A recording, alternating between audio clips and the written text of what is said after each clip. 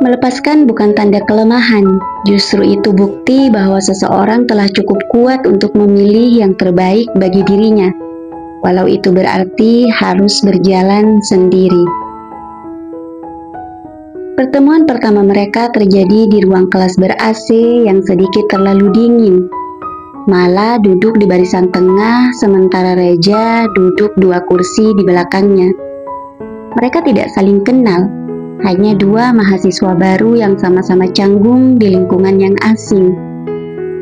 Saat dosen menyuruh semua mahasiswa membentuk kelompok diskusi, Mala dan Reja tanpa sengaja tergabung dalam tim yang sama. Waktu itu Reja mengenakan jaket abu-abu dan senyum yang terlalu mudah muncul, sementara Mala dengan rambut diikat rapi dan ekspresi tenang menjawab pertanyaannya singkat-singkat. Percakapan mereka sederhana tentang tugas, materi kuliah, dan hal-hal ringan yang tak terlalu berarti. Tak ada yang istimewa. Tapi justru dari obrolan biasa itulah sesuatu mulai tumbuh, perlahan dan nyaris tak terasa.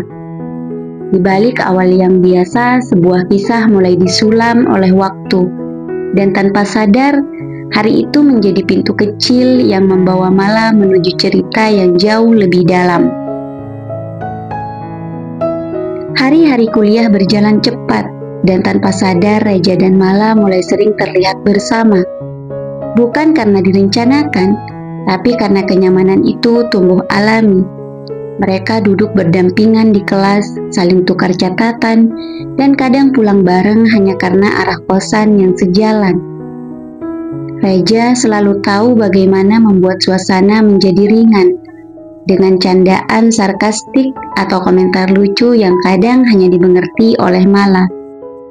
Sementara Mala diam-diam mulai menyukai caranya mendengarkan, caranya menatap, dan bagaimana dia tak pernah terburu-buru menilai. Mereka jadi teman yang bisa mengobrol berjam-jam tanpa bosan, atau duduk diam tanpa merasa canggung. Tak ada pernyataan resmi bahwa mereka dekat, tapi semua orang bisa melihatnya. Bahkan teman-teman mereka sering menggoda, "Kalian tuh cocok banget, tahu nggak?" Reja akan tertawa dan malah hanya mengangkat bahu, padahal di dalam hatinya, perlahan akar itu sudah mulai menembus tanah. Diam, kuat, dan sulit dicabut. Tak ada momen dramatis yang membuat Mala jatuh hati pada Reja. Tidak ada pelukan di bawah hujan atau pertolongan saat terjatuh di kampus. Cintanya tumbuh seperti bunga liar, pelan tanpa suara, tapi tak terbendung. Semuanya bermula dari hal kecil. Cara Reja tertawa terbahak hingga matanya menyipit. Cara dia meminjamkan jaketnya tanpa banyak tanya saat AC kelas terlalu dingin, atau bagaimana ia diam-diam memperhatikan saat Mala terlihat lelah. Di satu sore saat mereka duduk di taman kampus, Reja membacakan puisi lucu yang ditulisnya sendiri. Jelek, absurd, dan tidak puitis sama sekali. Tapi entah kenapa, hati Mala hangat saat Reja tertawa karena puisinya sendiri. Mala ikut tertawa dan dalam tawa itu ia menyadari, aku suka dia. Tapi ia tak pernah mengatakan itu pada siapapun. Rasa itu tumbuh di tempat yang sunyi, di hati yang terlalu takut kehilangan. Ia memilih menyimpan benihnya sendiri, menanamnya jauh-jauh di balik senyuman. Berharap tak ada yang tahu, termasuk Reja. Semakin dalam perasaan Mala, semakin besar pula rasa takut yang mengikutinya. Ia mulai menyadari bahwa cinta diam-diam bukan hanya soal memendam, tapi juga soal menjaga jarak, agar tidak melukai diri sendiri. Setiap kali Reja mendekat, ada bagian dari Mala yang ingin berkata jujur. Namun setiap kali itu pula, suara di dalam kepalanya berbisik, "Kalau kamu bilang, kamu mungkin akan kehilangan dia selamanya." maka Mala memilih diam. Ia tetap menjadi teman yang baik, yang selalu ada saat Reja butuh cerita, tawa, atau bahu untuk bersandar. Tapi dalam setiap kehadiran itu, ada batas tak kasat mata yang dijaga rapat-rapat olehnya. Ia tak lagi sembarangan menatap terlalu lama, atau tertawa terlalu keras di dekat Reja, karena ia takut perasaannya terbaca. Ketakutan itu membekukan, tapi melingkari hati Mala seperti kabut. Ia berjalan di dalam rasa yang ia tahu tak pernah bisa tumbuh di tempat terang. Maka, ia merawatnya dalam bayangan, berharap rasa itu cukup kuat untuk tetap hidup, walau tersembunyi. Reja tanpa sadar menjadi ruang paling aman bagi Mala. Di dunia yang kadang terlalu keras dan menuntut, kehadirannya seperti pelukan yang tak perlu disentuh. Reja tidak pernah memaksa Mala untuk bicara ketika ia sedang tidak ingin, tapi juga tak pernah pergi saat Mala mulai membuka diri. Di hadapannya, Mala bisa menjadi dirinya sendiri, tanpa topeng, tanpa pencitraan. Mereka pernah duduk berdua di halte kampus saat hujan turun tiba-tiba. Reja memayungi Mala dengan tasnya, basah bersama, lalu tertawa seperti anak-anak. Untung bukan tisu yang jadi payung, celetuk Reja. Dan Mala ingat betapa hangat rasanya hari itu. Meski tubuhnya menggigil, momen-momen kecil seperti itu menegaskan satu hal. Ia merasa aman di samping Reja, tapi justru karena itu, Mala semakin takut kehilangan. Ia tahu mengubah ruang aman menjadi cinta bisa menghancurkan semuanya. Jadi ia tetap tinggal dalam zona nyaman itu, menjadi tempat pulang bagi Reja, meski ia sendiri belum tahu akan pulang kemana. Suatu malam di sudut kafe langganan mereka yang biasanya penuh tawa, Reja tiba-tiba berkata, "Gue lagi dekat sama cewek, Mal." Kalimat itu jatuh seperti hujan deras di kepala Mala, tak terduga, dingin, dan membasahi seluruh harapannya. Tapi wajahnya tetap tenang. "Wah, siapa?" tanyanya, dengan senyum terbaik yang bisa ia pasang. Reja mulai bercerita dengan semangat tentang perempuan itu yang lucu, suka baca buku, dan pandai memainkan gitar. Setiap kata yang keluar dari mulut Reja seperti menancap perlahan ke dada Mala, tapi ia terus mengangguk, berpura-pura ikut senang. Malam itu, pulang ke kosan, Mala menangis dalam diam. Bukan karena Reja jahat, tidak. Ia hanya tak tahu bahwa ada hati yang diam-diam mencintainya tanpa pernah diberi kesempatan bicara. Sejak saat itu, Reja semakin sering datang membawa cerita tentang wanita itu, dan malah ia tetap menjadi pendengar setia, sebab dalam diamnya ia tahu mencintai tidak selalu berarti menjadi yang dipilih, kadang hanya menjadi yang tetap tinggal. Setiap kali Reja menyebut nama perempuan itu, yang kini semakin akrab di telinganya, Mala tersenyum.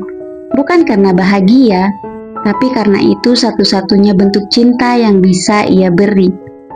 Mendukung dari balik layar, ia mendengarkan cerita tentang kencan pertama mereka, tentang pesan-pesan lucu yang dikirimkan si perempuan, bahkan tentang betapa gugupnya Reja saat ingin menyatakan perasaan. "Doainnya semoga dia nerima," ujar Reja suatu sore. Mala tersenyum lagi dan lagi. "Pasti Reja, kamu pantas bahagia." Tapi setelah Reja pergi, senyum itu menghilang perlahan, menyisakan wajah yang nyaris tanpa ekspresi di depan cermin kamar. Satu-satunya tempat Mala jujur pada diri sendiri adalah saat semua orang telah tidur. Di tengah sunyi malam, ia menangis pelan.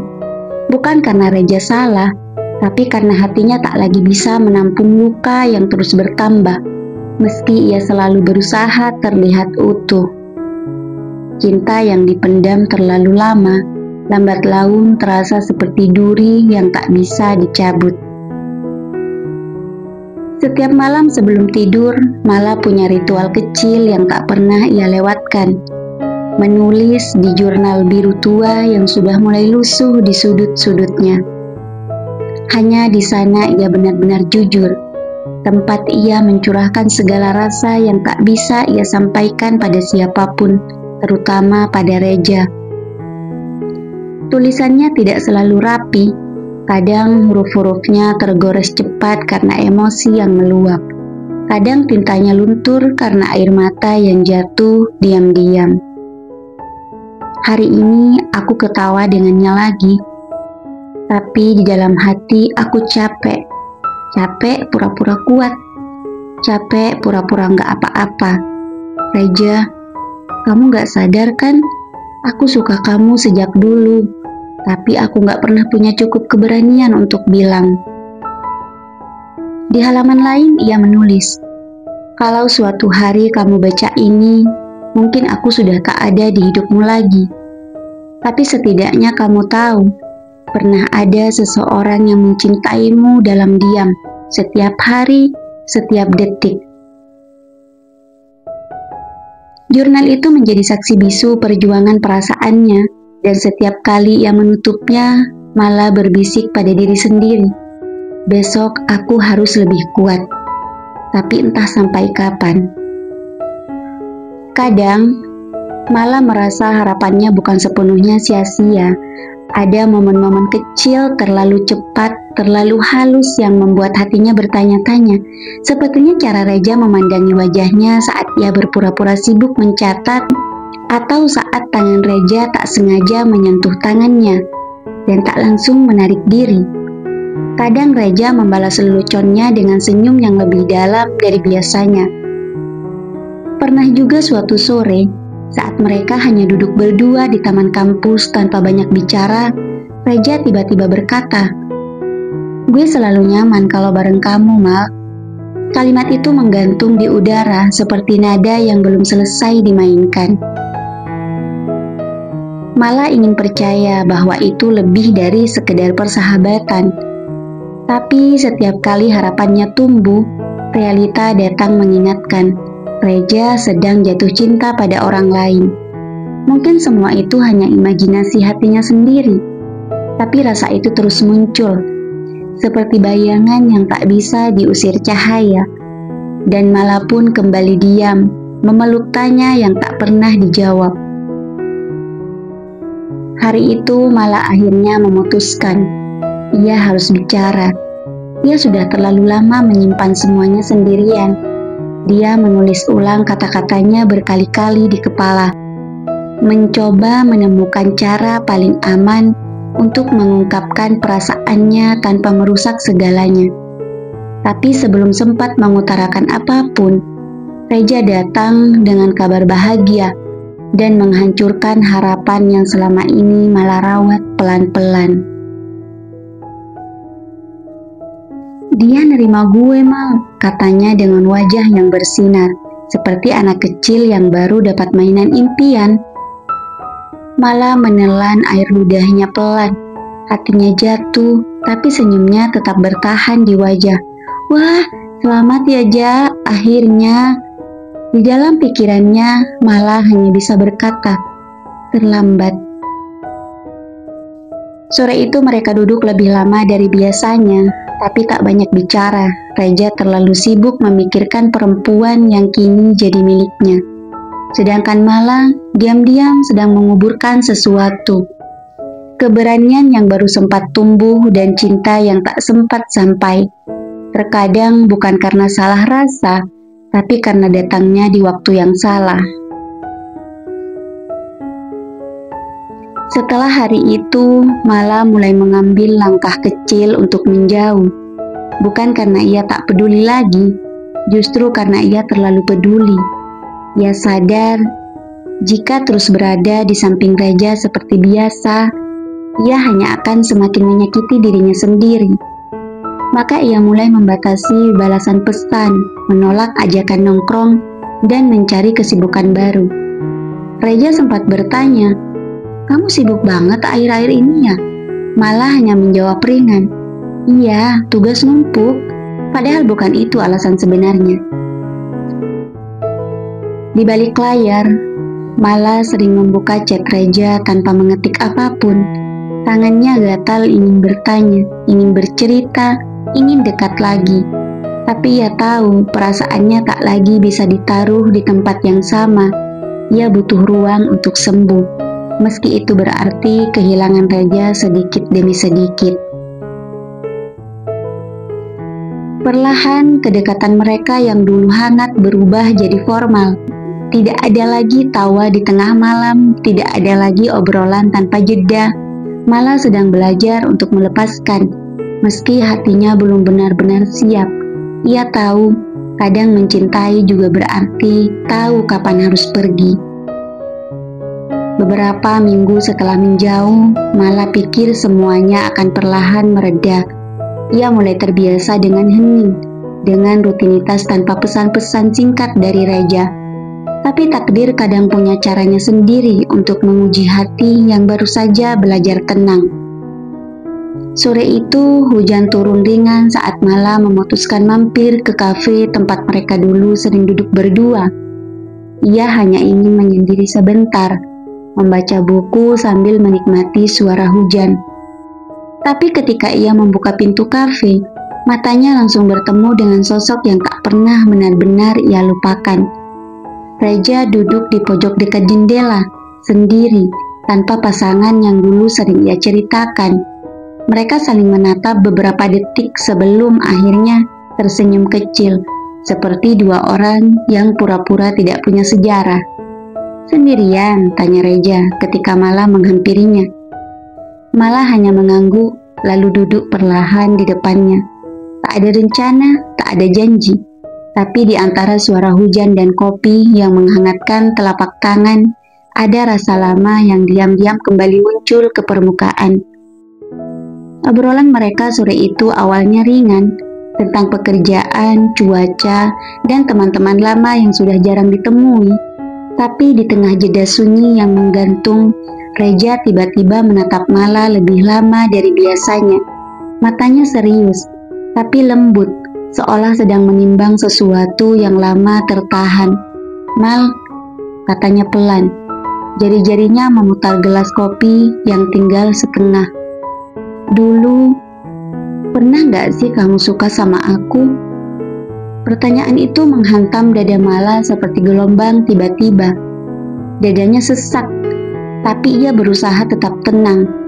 Ia tak menjawab langsung, hanya tersenyum samar, menunduk sebentar, lalu mengangkat wajahnya kembali.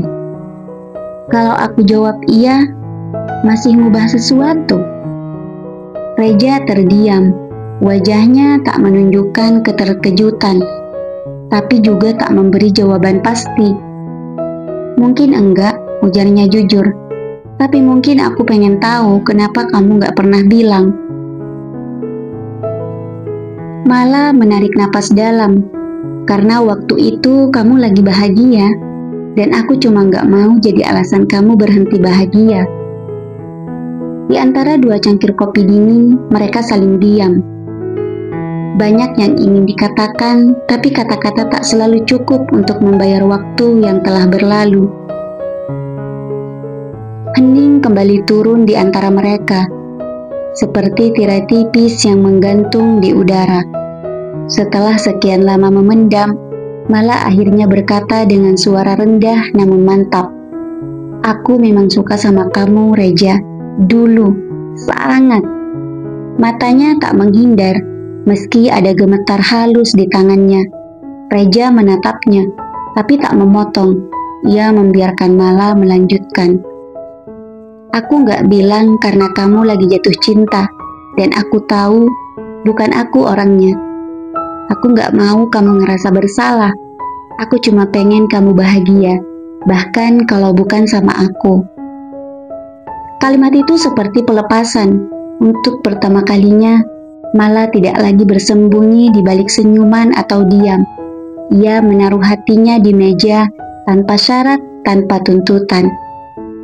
Reja mengangguk pelan, seolah kata-kata itu baru membuka jendela yang selama ini tertutup rapat.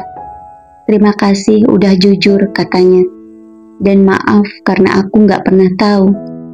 Mala tersenyum kecil, kali ini tanpa beban. "Gak apa-apa, mungkin memang harus seperti ini."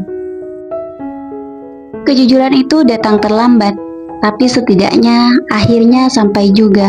Dan kadang itu lebih baik daripada tidak pernah sama sekali. Malam mulai turun perlahan saat mereka keluar dari kafe. Langit gelap tapi tak lagi hujan. Mereka berjalan beriringan tanpa tujuan pasti, seperti dua bayangan yang pernah saling dekat lalu belajar menjadi asing. Di perempatan kecil langkah mereka terhenti.